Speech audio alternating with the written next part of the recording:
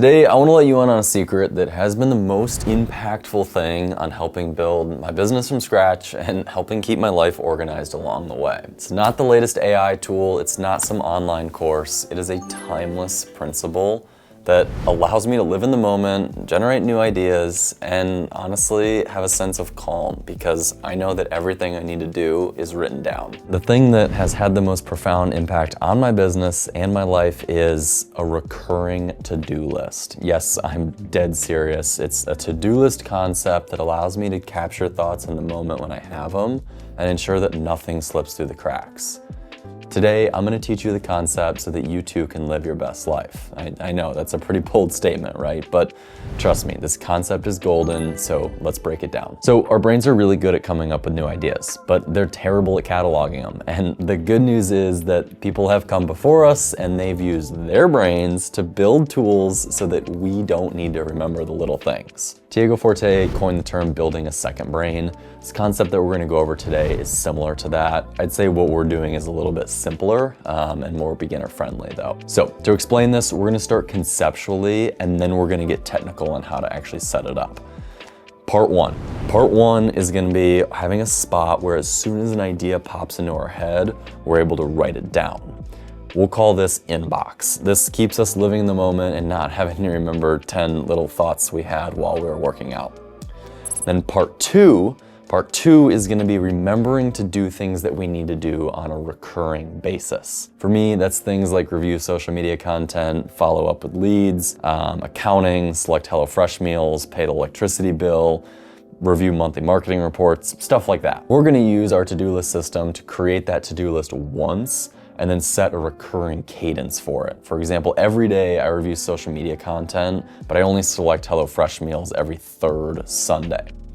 Okay, so part one is capturing ideas on the fly, and then part two is setting up the recurring items so that nothing slips through the cracks. Now, let's get into the specifics of how we pull this off. So we're gonna be using one single app today. It's called Things3. And here's the crazy part, this video is not sponsored by Things3. They have no idea that I even exist, but I bought their app like 5 years ago and it's had the most profound impact on my productivity. So here I am today showing you what I've learned. The reason this app works so well is because of how lightweight and accessible it is. It doesn't have all the bells and whistles of tools like ClickUp or Todoist. I actually use ClickUp to run LaunchKit. I'll make a separate video on that, but today we're focused on Things3 because I use it for all aspects of my life, and you can too. I mentioned that it was accessible. This part is key. I have got the app on my iPhone, I got it on my iPad, got it over there on my MacBook. No matter where I am, I'm probably nearby one of those three devices. Heck, I guess I actually do technically have it on my Apple Watch too. The point here is that there's zero friction between the idea and capturing the idea. I could be 10 miles into a Saturday long run and capture an idea in seconds and then be focused back on the run. And believe me, I seem to get my best ideas when I'm either in the sauna or on the run. So this is very useful. So starting here, Things3's website, nothing crazy. It gives you an overview of the app, but we can do one better than that. I'm gonna take you inside the app and how I've actually been using it. So we'll walk through this here on the iPad. I'll start up a screen recording. So when I open the app here, it'll go right to the inbox. Remember I mentioned that term earlier. The inbox is literally just a to-do list. I can click the blue plus button in the bottom right, and it's gonna create a new task. I can give that a title, and I can even put some notes right here. We click off of it, and now that idea is captured. See what I mean by it's so easy to capture thoughts on the fly, there's zero friction. And a lot of times, this is really all I'm doing. I just have an idea, I capture it, I move on with my life. And if you just do this, you've already leveled up. But I want to take it one step further. If we go back to our task that we just created and click on it, we get 4 options here. And the first is to schedule that task for a future date. I'll use this when I have an idea, but I can't act on it just quite yet. A good example of this, I can think earlier this summer, I was riding in the car with my cousin and he mentioned setting up their fantasy football league. And it reminded me that I needed to set up my buddies and I's fantasy league as well. It wasn't something that I should do right then, or I even could do right then. So I scheduled that task for the middle of August. It took me literally 2 seconds and it didn't even interrupt my conversation with my cousin Brett. When you schedule these tasks, you'll notice that it leaves the inbox. And this is helpful because it reduces clutter.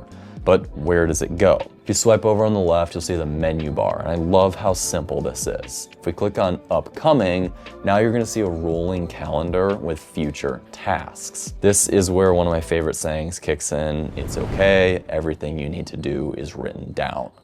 Capture the idea, schedule it out in the future, and go back to living your life. Submitting taxes and texting your mom happy birthday would be good ones to put on this list. So you'll notice at the top of the scheduled list is tomorrow, but what about today? Today actually gets its own list. So if we swipe back to the left and you'll see today. So whatever's been scheduled for today will appear here. And I love this because it helps me differentiate between things I actually need to get done today and the inbox, which is a general catch-all of things that I could really work on anytime. When you check something off, it'll stay here until the end of the day, and then it'll move itself over to this green logbook. You can adjust this setting, swipe to the left, you can go down to settings, logbook, and then you can choose between immediately, daily, or manually. I found that daily works best for me because sometimes I'll accidentally check something off. It's nice that it won't disappear on me right away. All right, so far we've talked about inbox, the upcoming, and today. If you stop here and implement these things, you're gonna be miles ahead and on your way to living a better life. But if you stick around, we're gonna take things one step further. Quick pause, if you're enjoying this style of content, please let me know so that I can understand which content to make more of. If you actually like and subscribe on this video, I can see which videos gain the most amount of subscribers. This is a clear indicator that people actually got value from this topic. Thus, I will make more videos similar to this. And believe me, I have so much more fun stuff to share. So anyways, please give it a like and subscribe if you enjoyed this. Okay, back to the episode. All right, let's talk about the recurring to-do list. That's the title of this video, and this is the real superpower. So recurring to-do items for me are things I need to do on repeat. Sometimes they're things I don't necessarily want to do, but I know they're good for me. Having the to-do list item pop up for me is like pre-committing to doing the thing. Oftentimes the procrastination of trying to wrap your head around doing the thing is harder than actually doing the thing itself. To illustrate this, we're gonna break down my daily task. This one's gonna hit home for my business owner friends. So if we go over to today, we're gonna see revenue generating activities.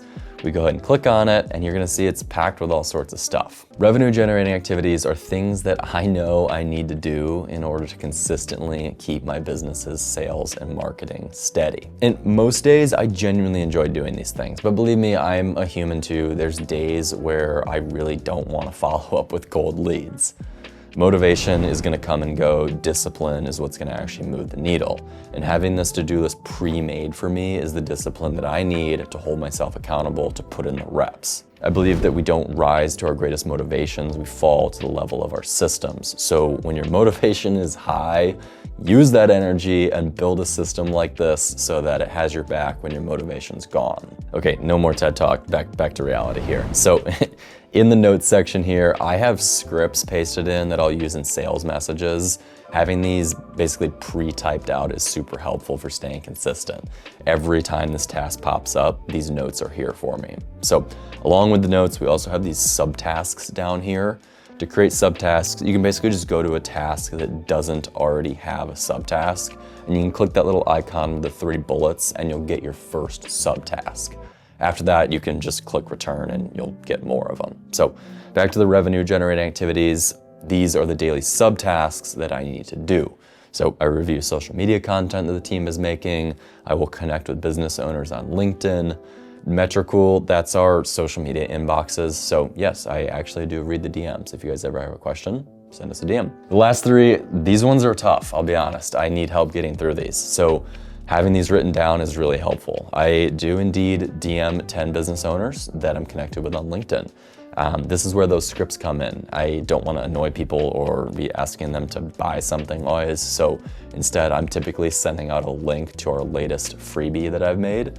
I consider this a warm outreach because I'm doing this with people that I'm already connected with, and I'm giving away something that's actually useful for free. So it usually resonates pretty well with the people receiving it.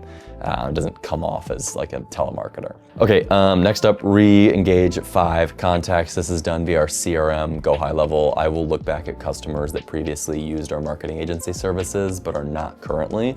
I'll just check in with them. I'll send them a useful freebie and I'll ask how their marketing's been performing. And finally, I'll follow up up with open opportunities. This is me looking at our sales pipeline, and any opportunity that's ready for a follow-up, I'll go ahead and send them a message. I gotta be honest with you guys, organic social media, paid ads, paired up with this daily outreach activity injects life into our business and honestly gives us consistent leads. I used to fall victim to being the person who would go hard on sales and marketing, get a bunch of leads and projects, then I'd be too busy to keep up with social media and outreach. Our projects and leads would eventually dry up, and then I'd be left wondering what the heck happened. It's a terrible cycle, and I want you to avoid it. This right here, this is the solution. It's like tortoise in the hare. Be the tortoise, put in the reps each day, and you'll be amazed what you can build over time. I know I said no more TED Talks, but I had to share that part. So, okay, let's go back to things 3. So we're capturing ideas in the inbox, we're scheduling out tasks to be done in the future, and then stuff we need to do today is in the today panel.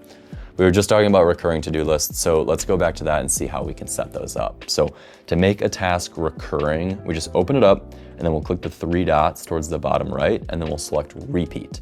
You can do this either after completion or regularly. I always do regularly, and then I'll pick the cadence.